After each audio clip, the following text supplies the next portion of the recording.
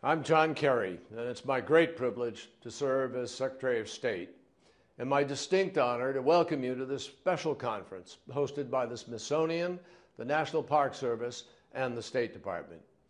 We're really glad that you are exploring diplomacy in action. I lead a group of hardworking Americans stationed all over the globe who every day put diplomacy into action. The men and women of the State Department help us to be able to see eye to eye with our partners around the world. They help us to understand the hopes and the aspirations of people all over this planet. Through promoting education, development, and cultural exchange, these dedicated men and women help us to build a prosperous future for our nation, a stable future for the world, and for the next generation. While I travel around the globe fairly frequently to lead these efforts and to conduct diplomacy, actually much of it happens right here in the diplomatic reception rooms at the State Department. These 42 rooms are used by the President, Vice President, me, and other key officials to engage with leaders from around the world. In these rooms, decorated purposefully in ways that commemorate our states in different phases of our country's development, we negotiate peace, promote commercial and cultural ties between nations, and work to create prosperity for all nations.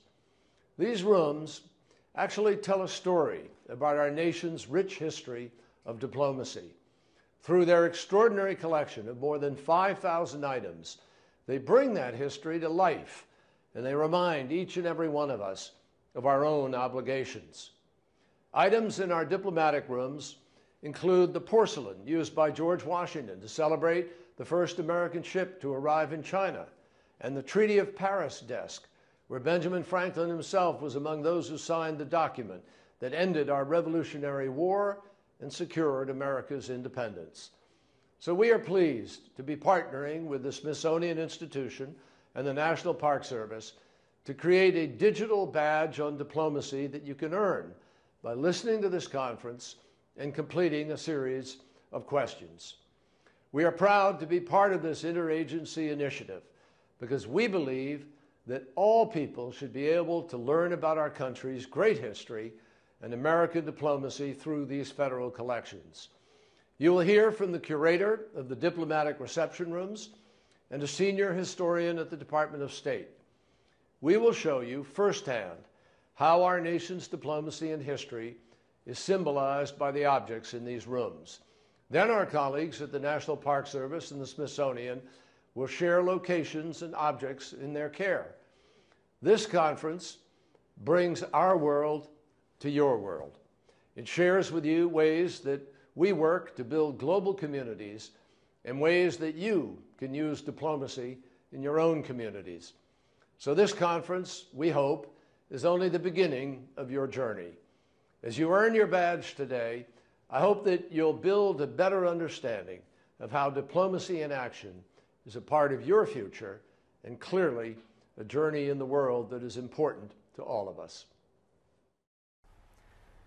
This conference is part of the Interagency Collaboration on Learning, and here you'll see it being signed by former Secretary Clinton. And here's a look at the signatories on the Declaration of Learning here. And a list of the partners in that collaboration. And we're here today with the State Department and the National Park Service and the Smithsonian because of this collaboration. And now we're going to be moving live to the John Quincy Adams Room in the diplomatic reception rooms at the State Department in Washington, D.C.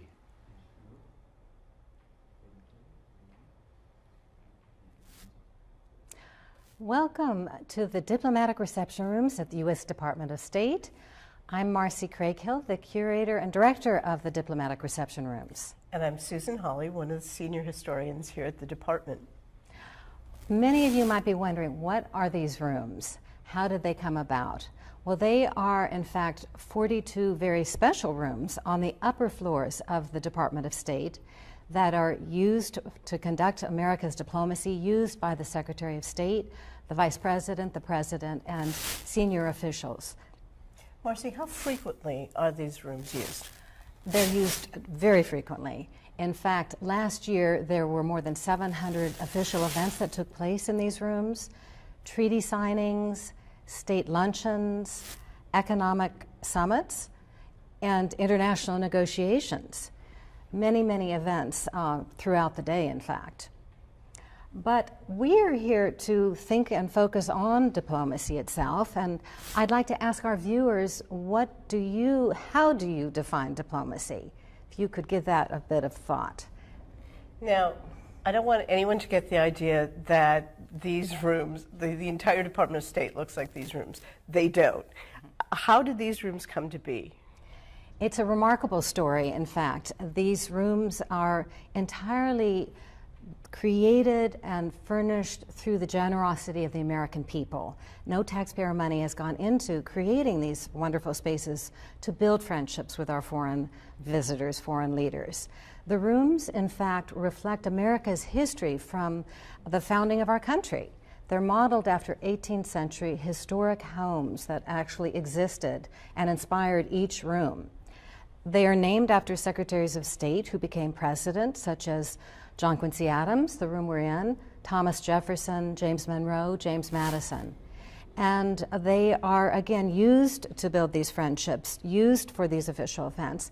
But what is truly remarkable is they hold an extraordinary collection of more than 5,000 historic objects that are used in diplomacy each day.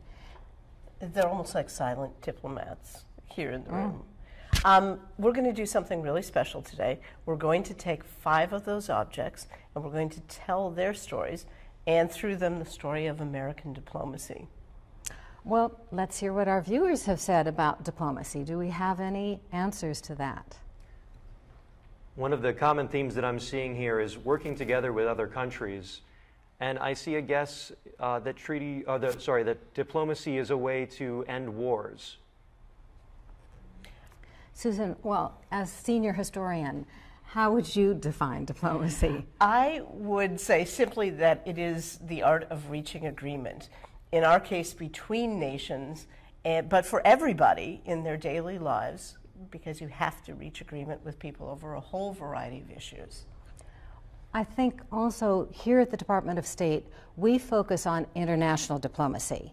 It is what the State Department is all about, and so where we will be discussing those issues, we wanted to invite you later today to visit the National Park Service at 1 p.m., where they will be talking about places of negotiation.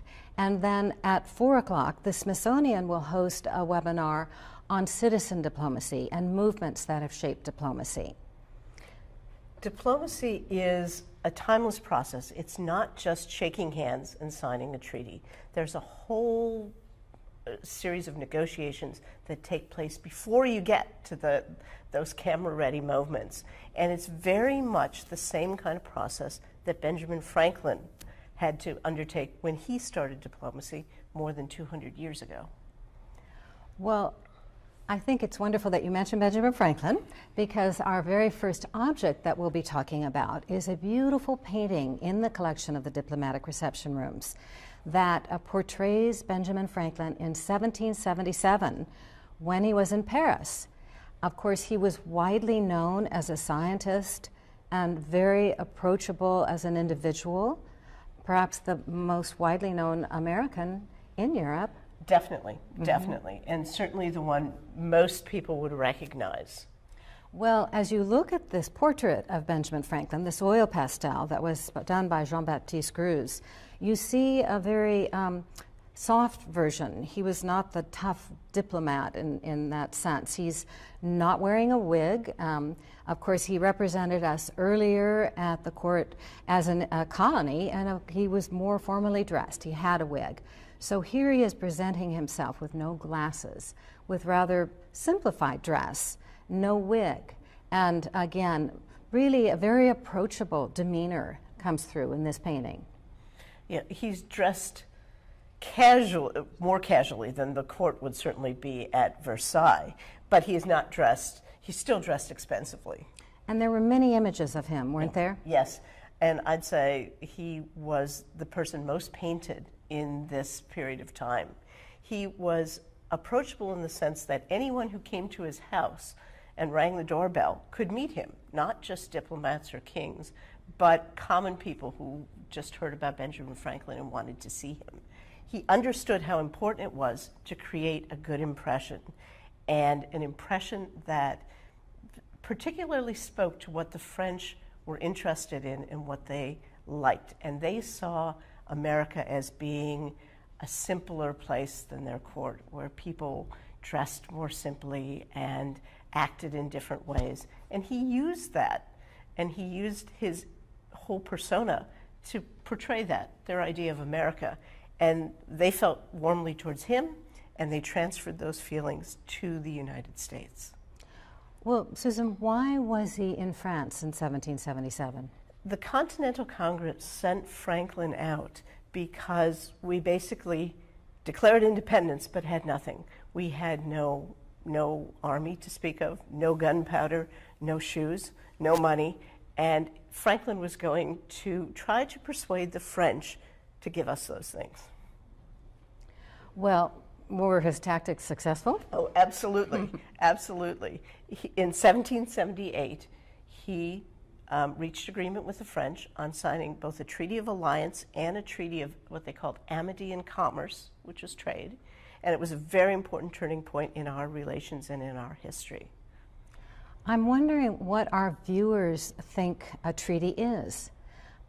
We might discuss this in a few moments and while you think about it, but we wanted to also describe that next moment, in fact, Benjamin Franklin as an individual working to create this image, to arrive at this recognition of America. Right. In fact, in 1780, we have a depiction of this beautiful bisque porcelain, this sculpture in front of us, that was made in 1780 and commemorating treaties. Right, commemorating the agreements signed in the new relationship between the United States and France. And this is actually my favorite piece of all the pieces here in the room. It is wonderful, three-dimensional. You have an opportunity to actually have the sense of Benjamin Franklin here. Again, dressed rather modestly by comparison to the court, not wearing a wig, bowing very deferentially, on a step below. And here he is receiving treaties from Louis XVI, who's very regally dressed. He was 24, the king, young king, and Benjamin Franklin at this time was 71 years old. So Franklin understood how important it was to be deferential and to be grateful for this relationship with France. And actually on the little scroll of the treaties, it symbolizes the protection at sea. One of these treaties was referencing, and so Louis XVI there is presenting this to Benjamin Franklin. I think, do our viewers have any comments? I see a few responses coming into this. The main theme seems to be, and this is very nicely summed up by Elizabeth, a mutual agreement between multiple parties and a written agreement where the terms are set by both of the parties or entities. That's an excellent definition, because it can be between just two countries, or it can be a group of countries who have to work together to reach a common ground. And at this moment, it was very important, the relationship with France, wasn't it, with these treaties? Right. Franklin understood what he was doing. He was criticized by other members of his delegation because they thought he was too deferential to the French. They thought by bowing down, by portraying things as people in court would do, that he was not accomplishing the goals of the democratic United States. But he understood that you had to work together in ways that would make the best impression. And he understood the art of communication. Well, I think he was tremendously successful, in fact. And in this pivotal moment, of course, we could not have been successful without the relationship with France. But in fact, it was 4 years later that we arrive at another moment that is represented by the painting above the fireplace here. The United States needed more people to come. They wanted to make relations or similar treaties with others, with other Europeans. I want to ask viewers, as you look at this painting, who is in the painting? It is a very important unfinished painting. In fact, I can tell you who is not there. It is the British Commissioner. This is called the American Commissioners, and it represents the preliminary Articles of Agreement in 1782. So arriving from that moment when we have those treaties, the Treaty of Alliance and Commerce, and then to this moment, this actual diplomatic moment, isn't it representative of? Yes, absolutely. And Franklin is surrounded by his team. Yes, and I would just then say, do we have any answers as to our viewers thinking who might be in this painting? I'm mainly seeing shock in the chat that the Brits didn't show for their painting appointment, but I do see also a guess of Ben Franklin and John Adams, but that's all we have. Well, those are good guesses because both of those gentlemen were here. In fact, we have John Jay standing, John Adams, Benjamin Franklin, Henry Lawrence, the delegate from South Carolina, and Temple Franklin, the grandson of Benjamin Franklin. Who looks oldest. He looks oldest, and yet we know that he arrived to serve as the secretary to his grandfather when he was about 16 years old. And perhaps here he's a little bit older than that, but relatively young man as a participant and assistant to these events. I should say the artist, Benjamin West, was capturing the historic moments of the Revolution in a series of paintings. This was the very first. Unfortunately, he didn't complete the series, but the British Commissioner Oswald, who was negotiating at that time, and his assistant didn't come to the studio. So that is why they are not there. But nonetheless, it was a very important capturing that moment in our history that was part of the events of the American Revolution.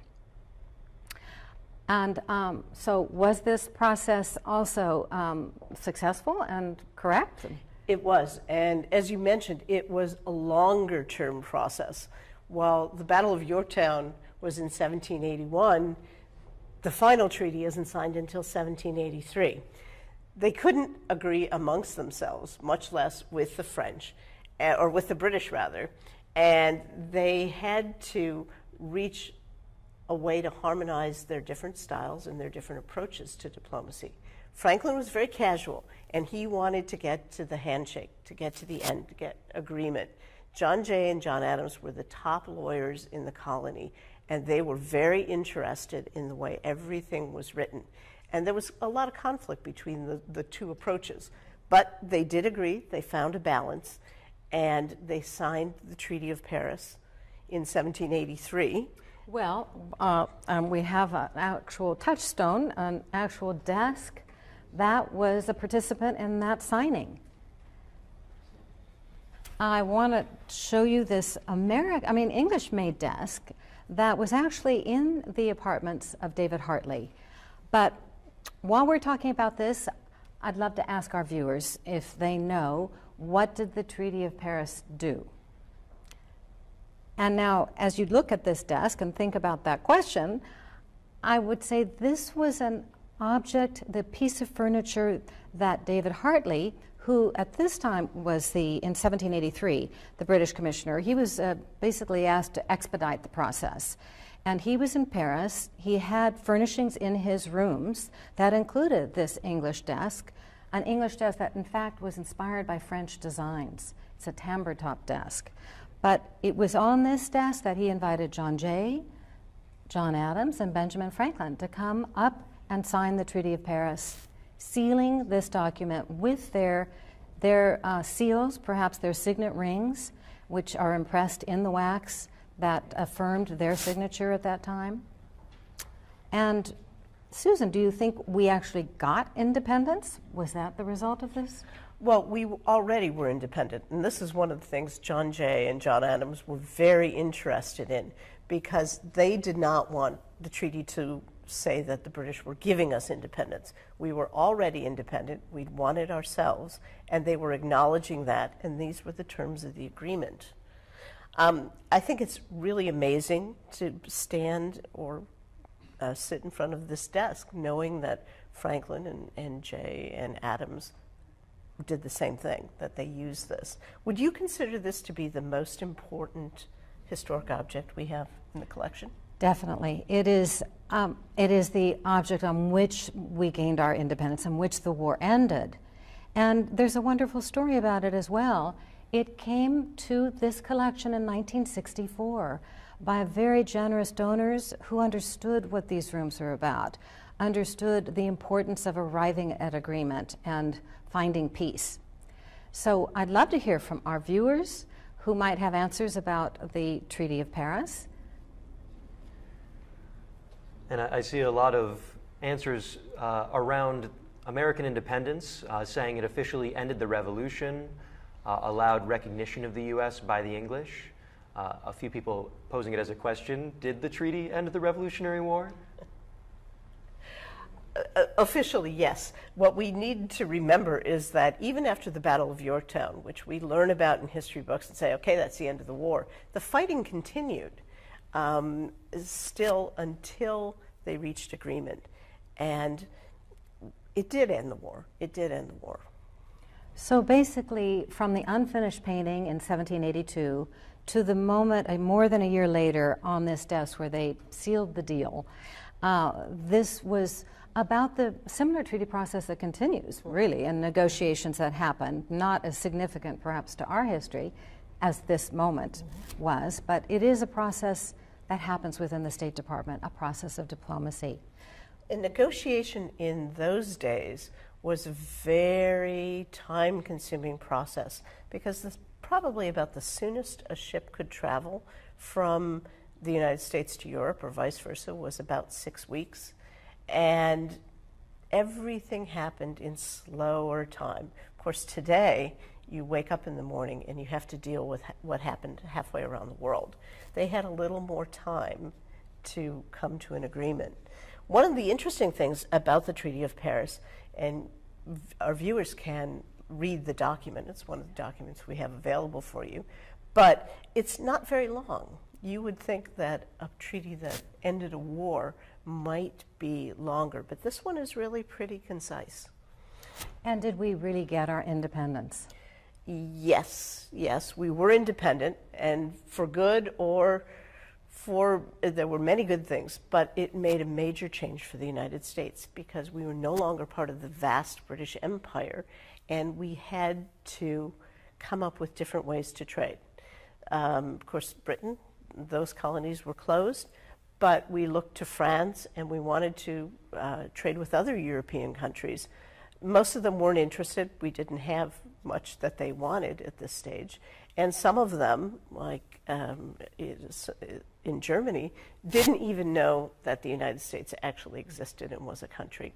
So what our merchants did in 1781 is that they sent the first trade ship out, and they sent it to a completely different place. They sent it to China.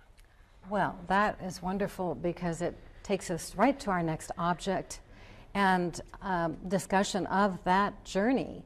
In fact, our first trade mission, the first ship that went from New York to Canton, which is of course now Guangzhou, was the Empress of China. And that was a ship that had goods from America that were being taken to China for trade, and then it had objects from China that were being brought back. Would love to know if any of our viewers have thoughts on what we took on that trade mission. What would the Chinese have been buying from us? Americans had had access to Chinese goods through British trade routes for years, so they very much knew what they wanted to get when they got there. They wanted silk, they wanted porcelain, they wanted tea. Those are the three major things. But well, let me talk a moment about this beautiful bowl. This is called a hong bowl. The hongs were the warehouses along the Pearl River. It was about a mile-long strip, very crowded together in 1780 when this bowl was made. We know that because of the actual warehouses. The flags for each warehouse, each country, would rise up, and then that would signify that they were renting that warehouse. That might be a place where the merchants slept, the traders ate, where they did their business for the 6 or 8 months of the year when they were allowed to do trade in the hongs. And so this is a wonderful visual, almost as I know a tourist item, because it's a full scene around this bowl of the actual activity at the port there.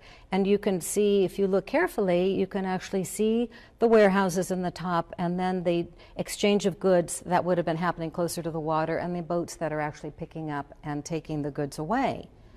But the flags, as I mentioned, indicate we can see the French flag, the flag of Great Britain. We know that this bowl is made exactly in 1780, and in fact, this bowl was on that ship, the Empress of China, that returned on that very first voyage. This might seem to be a strange picture to take back of China. It would be a little bit as though we traveled to a foreign country today, but took a souvenir from the airport and showed people the airport. Well, this is literally the only part of China that our merchants saw.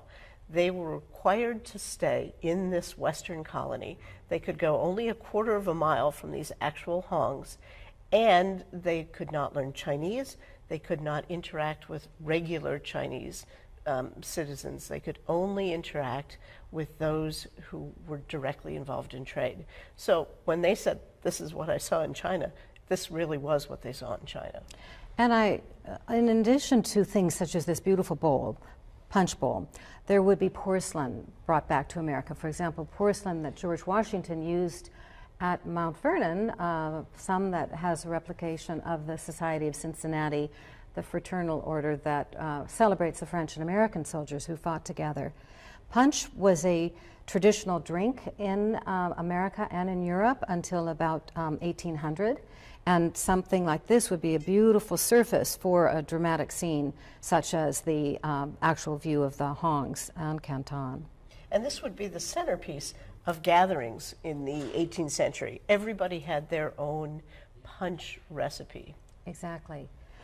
Chinese porcelain was very desirable by those who could afford such luxuries in America. So this would represent just the height of exoticism and style in America. And this first voyage of the Empress of China to China and back marked the beginning of our trade with China. A long journey, a wonderful journey of our relationship with China, a relationship that one can explore through some of the materials that were provided on the website, but also I think a representative sample of what has happened is another Hong bowl. But before we get to that, let's ask what we hear from our viewers about what was on the ship that went from New York to Canton at that time. Does anybody know? Great, and we have a nice list going here. Some of the guesses include lumber, tobacco, furs, ginger, slaves. Let's see.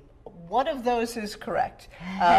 We did take furs. Furs were very highly prized because the Chinese used them in their very elaborate dress. We also took silver. We took silver coins because that was popular. The Chinese were always short of hard cash. And the most profitable item is probably one we wouldn't expect. It's ginseng. And the ginseng was harvested in the Appalachian Mountains and is used for health reasons in China. It was the most popular item, and they actually made a profit of 25% on the voyage, which is very high for a trade mission. And it immediately made other merchants want to send ships back to China. Well, the relationship with China is so important to America and has always been from the very beginning, this first trade mission. So much so that in 2008, another bowl, a Hong bowl, was created in the very same factory that this bowl was manufactured in China, And students from West Virginia University collaborated with potters who were working there in China to create a bowl that celebrates the current relationship with China, in fact, and the 2008 opening of our embassy. Mm-hmm. It was created especially for the opening of the embassy, which took place during the Olympics. So it was part of the official gifts that the United States gave to the Chinese, and the embassy has one copy, which they have on display, and we have one here at the department in the collection of our Diplomacy Center. And it shows a day and a night view of the embassy as the site of where Americans are now in comparison to the old Hong location. And it's also surrounded by some very beautiful painting. I don't know if you can see that, but they are decorative interpretations of the flowers of the 50 states. And I think what's important when we think of our relationship with China and the complexity of the world today and the important partnership in terms of dealing with world problems, this is an important diplomatic relationship that started early, that continues today with serious issues around the world, and making them a very important trade partner and partner in world events. Diplomacy is really a journey, and we're showing the journey through time, but it continues in every relationship every day. And I think are there any comments from our viewers on how you feel diplomacy is in action, is working in the world today, solving problems?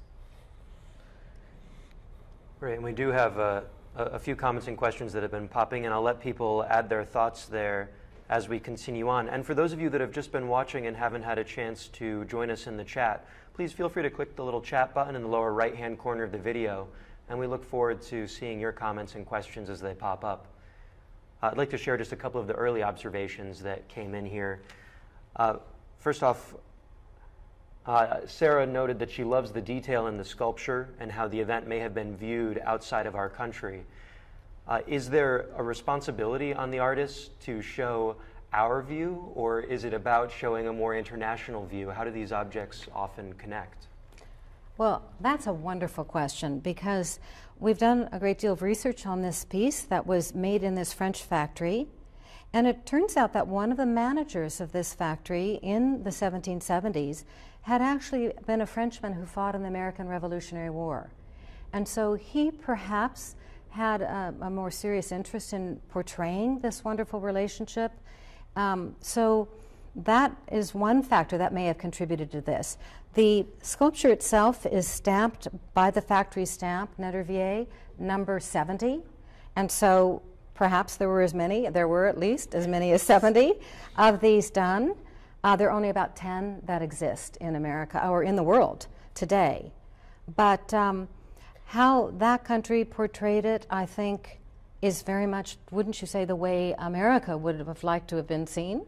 I think so. I think both nations saw themselves in this partnership, and it was not at that time a partnership of equals, but they managed to reach an agreement on how they could work together for mutual benefit, or what they thought would be mutual benefit. This is not a snapshot of the actual event, because the treaty was signed about 2 months before Franklin met the king. He didn't meet the king until the British ambassador had left Versailles. So this commemorates the relationship and the spirit of the relationship, as opposed to the actual details of the meeting. After taking a look at this beautiful room and these fantastic artifacts, I see the question popping up, can people visit? Yes, a great question. In fact, there are 3 public tours a day when the rooms are not in use, and wonderful opportunities to tour the 5 principal rooms and major portions of the collection. So definitely we invite viewers to come and take a tour of these rooms and appreciate what has been created on the part of other citizens to support the work of our nation. truly a phenomenal story, not only the objects in the collection, but the philanthropy, the generosity of people who owned these objects. This painting behind us actually was a gift to a Secretary of State who was a minister to France in the 1850s. And so their family stepped forward and wanted this gift to represent our nation in a larger way, other than just in their living room. So it's a wonderful collection to visit, and we definitely welcome you. I think one of the interesting things about coming to visit is that you see the rooms are different sizes and they can be configured in different ways. So you have the very large Benjamin Franklin room where you can put more people than the White House. Yes, definitely. And you also have very small places that could be for intimate one-on-one between one leader and another. So they're really interesting, and I encourage anybody to come and visit them. I think it is wonderful to think how these rooms are used and these objects. Just yesterday, again, that desk, the Treaty of Paris desk, was on the stage in the Benjamin Franklin room when we were hosting the President of France. So again, they might move around a bit, not too often. It would take a state event, in fact, to do such a thing. But again, they have wonderful stories inherent in each of the objects.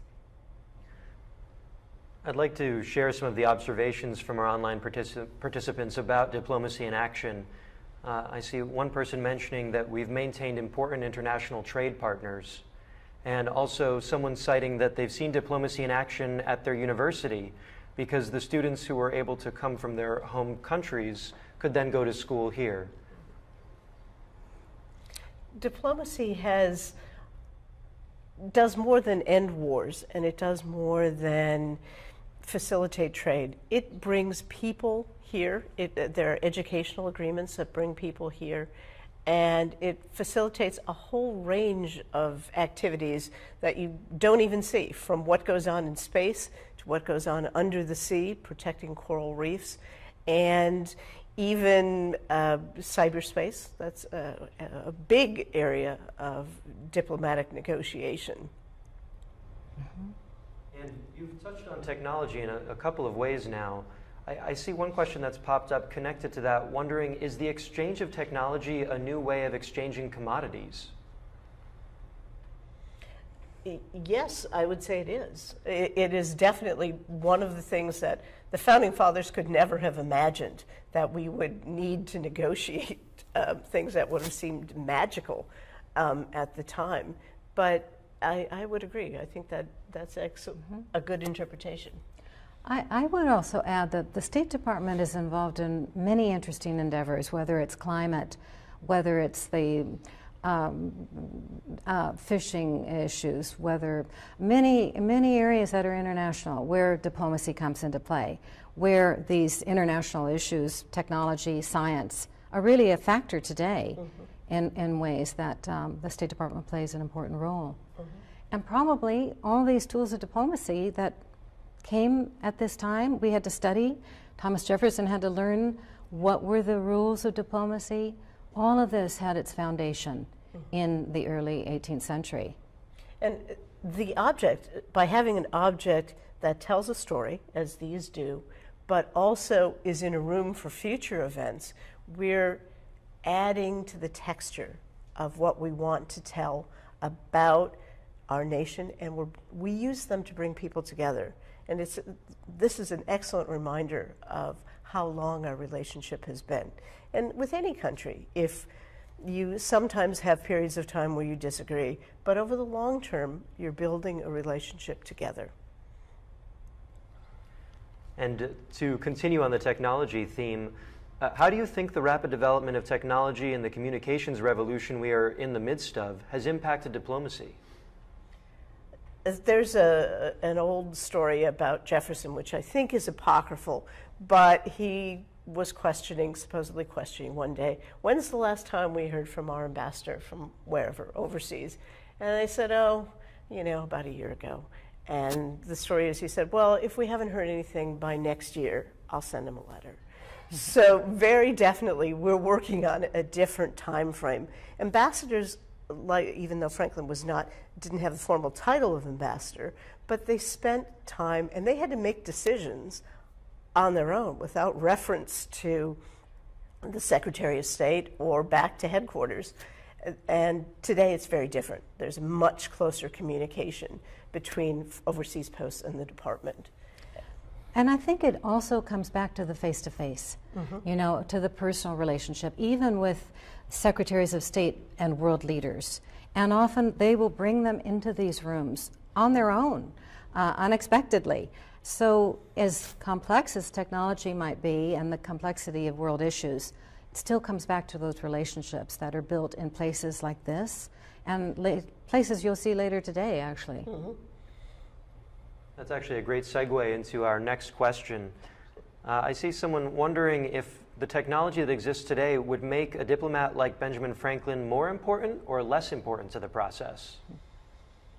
It's hard to imagine Franklin being less important to the process, if only because he was the American who had the most experience overseas. And one of the very few. He spoke French a little before this, and the good thing is the French found his inability to speak French very well charming. Poor John Adams spent his very rough sea voyage to Europe learning French, and his French was never very good. But I think it would definitely have changed the relationship between how treaties were made. And sometimes, maybe not for the better, because sometimes in diplomacy you have to be patient to get to the best agreement.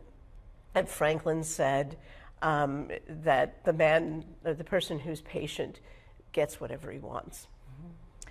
And I would only add that Benjamin Franklin died in 1790, and he was really celebrated by the French for his commitment to statesmanship, his lifelong commitment to diplomacy and the work of our nation. Extraordinary life. He did. He was quite an old man by the time he left, and he was ready to come home. Thomas Jefferson, who went out as minister, said famously that he did not replace Franklin. He only came to succeed him. I'd like to share this thought from Laura, who says, I love how the spirit of the diplomatic relationship remains in objects and pieces of art. The idea of cultural diplomacy and using the arts as a way to connect is an exciting area of foreign relations. I think that's absolutely true. Definitely. Yes, and used more and more, in fact, I think, by our Secretary of State. And in fact, the arts, even more contemporary arts, are used by the Department of State to share America's culture today in embassies around the world. So it is a continuum, but certainly our collection with 5,000 historic objects that do play a role in the backdrop of current diplomacy are very important touchstones. And you can look on the department's website. There is a program called Art in Embassies, and a lot of thought goes into the pieces selected for an embassy, such as Beijing when it opens. What kind of sculpture do you have? What paintings do you have? Where do you hang them? Much like here, it creates a mood and tells a story about America. And even collaborations with artists in those countries about cultural diplomacy is a big part of the work of the Department of State. I see a lot of questions popping up here around the gifts and the idea of the gifts. What do you think the impact of the exchange of gifts has on diplomacy? Oh, in terms of the gifts into these rooms? Gifts in general that are given between countries. It sounds like gifts given between countries in this context, but we have a follow-up closer to what you're saying. Well, gifts are very important and very well thought of as they are exchanged. For example, the gift that was given by the President to the President of France, extremely well thought through. I'm not exactly sure what it was, but I know that it had to do with the historic relationship between America and France. We've had examples in the past where leaders have given the United States some maybe unexpected gifts. Animals or other forms of livestock have not probably recently, but maybe in the 19th century, been given as gifts. So it's important. They are symbols as well. It's not necessarily that you're giving the most costly thing, but you're trying to find a gift that is very specific to the recipient. And what do we do with the gifts we receive? Are they incorporated into these existing rooms? Well, the gifts we receive from other countries, for the most part, are gifts that are either held in the collection of the Diplomacy Center, which in fact has a number of those state gifts, but gifts that are received by these rooms. And we have gifts that come every single year, phenomenal historic objects, porcelain from the 18th century that relates to a founding father or was used in a certain event. These gifts that fit to our collection management policy. We are a museum and we follow museum accreditation rules. So we then accession them if they meet with these criteria and become displayed. We don't collect things that are put away just to collect them. They are really objects that can be used for diplomacy. And many of the gifts, given state gifts, end up in presidential libraries too. So if you're near a presidential library, you can see what Jimmy Carter got or what Harry Truman got. They have fairly extensive collections there.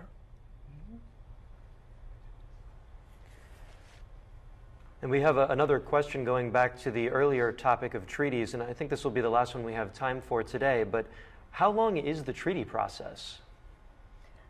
That's variable. It varies through time, and it varies by topic.